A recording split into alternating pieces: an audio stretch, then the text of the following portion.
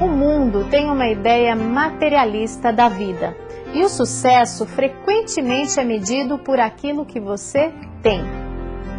Hoje, o comércio de jogos, loterias, raspadinhas e bingos acabam com a vida daquele que vive da ilusão e da esperança de um dia ficar milionário.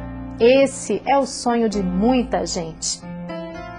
Porém, existe um segredo para prosperar sem correr atrás desses recursos.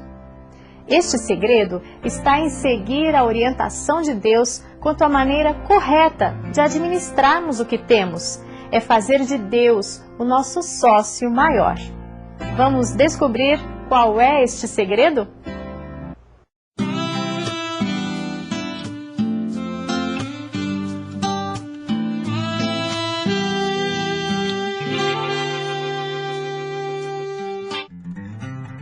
A quem pertence o universo todo?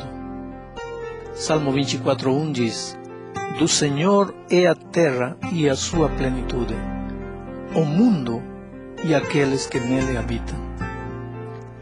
Sabe, às vezes nós achamos que a vida é nossa, que tudo que temos é nosso, que podemos fazer o que queremos com o que é nosso. A verdade é que nós podemos fazer o que queremos, mas que por esse fato a vida e as coisas que temos são nossas é uma mentira. Porque o texto declara que Deus é o Senhor da terra e que tudo que existe pertence unicamente a Ele. Que grandes riquezas tem Deus! Ageu 2:8 diz: Minha é a prata e meu é o ouro, diz o Senhor dos exércitos. Ele é dono do universo, portanto Ele entrega isso a quem Ele quer. Quando Ele sabe que um filho é consciente para administrar os bens que Ele entrega, Ele abre as janelas dos céus e derrama bênçãos para esses filhos fiéis.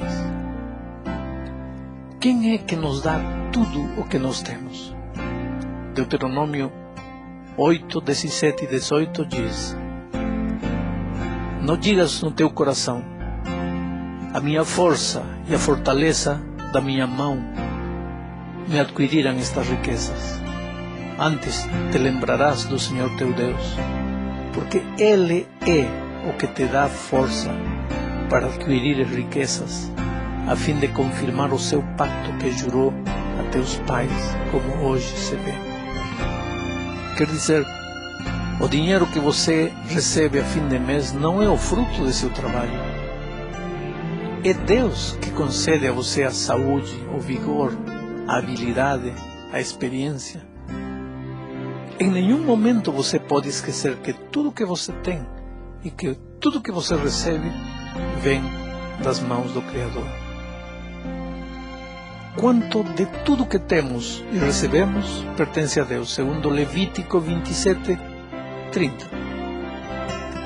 Ele diz assim: Também todos os dízimos da terra, quer dos cereais, quer de fruto das árvores, pertencem ao Senhor, santos são ao Senhor. Quer dizer, a Ele pertence tudo, mas daquilo que nós recebemos, Ele reclama para si o dízimo, a 10ª parte de tudo que nós possuímos, daquilo que a nossa terra produz, daquilo que o gado produz, daquele dinheiro que nós recebemos a fim de mês. O dízimo pertence a Deus. Em realidade, tudo pertence a Deus, mas Ele reserva para si essa 10ª parte. Você deve devolver o dízimo do quê? Gênesis 28, 20 ao 22 diz: Fez também Jacó um voto, dizendo: Se Deus for comigo e me guardar neste caminho que vou seguindo, e me der pão para comer e vestes para vestir, de modo que eu volte em paz à casa de meu pai, e se o Senhor for o meu Deus, então esta pedra que tenho posto como coluna será casa de Deus, e de tudo quanto me deres, certamente te darei o dízimo. Quando você devolve o dízimo a Deus, você está reconhecendo que Deus é dono de tudo que você tem. E se em algum momento de sua vida alguma coisa começa a faltar, você não precisa se preocupar, porque você não é o dono. Quem tem que se preocupar em resolver o problema é o dono. Então vá onde Deus. Mas se você não devolve o dízimo a Deus, você está se apoderando daquilo que é de Deus.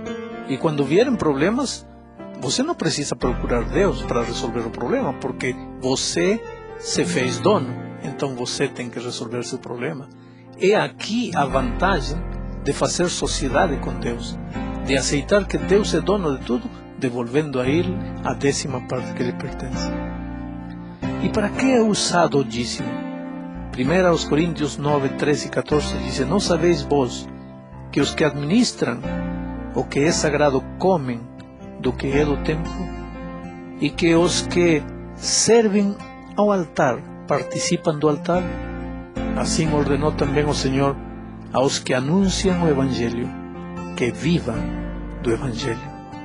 Em outras palavras, o dízimo hoje é utilizado para a pregação do Evangelho, o que envolve campanhas evangelísticas e envolve também a manutenção de todos os pastores que se dedicam exclusivamente à pregação do Evangelho.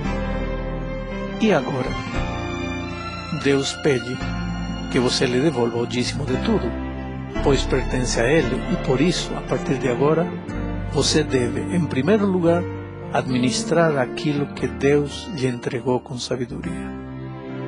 Em segundo lugar, você deve ser um sócio de Deus. Provérbios 11, 24 e 25 diz: Um dá liberalmente e se torna mais rico.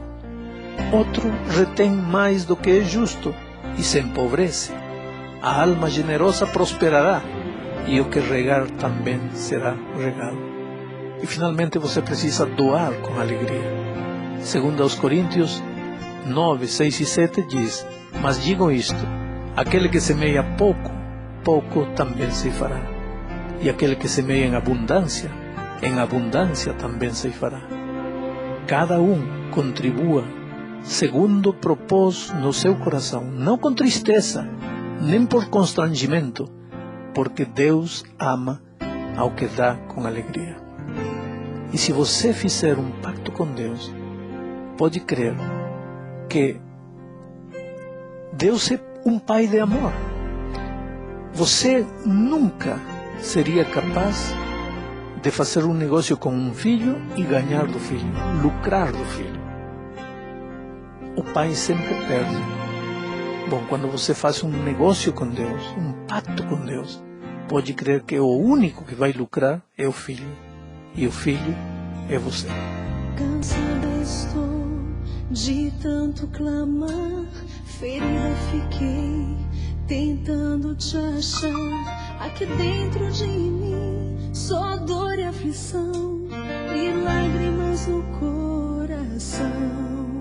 No momento de fé tenho que decidir se faço o que quero ou se escolho servir. Eu vou com o vento a soprar, com a chuva a cair neste